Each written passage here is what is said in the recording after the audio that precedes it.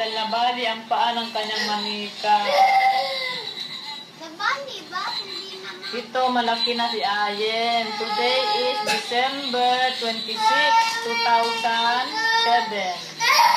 Oh, ganyan pa rin siya. Never change. Haba ng buhok niya, never change.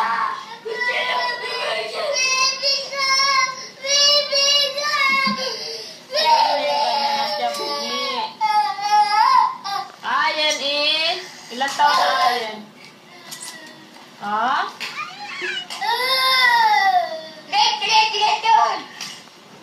Haba na hair niyan eh. Yung ngipin niya. Ilang taon na niya? Shaba. Hindi? Tingnan natin ngipin mo. Lumayo ka nga pa.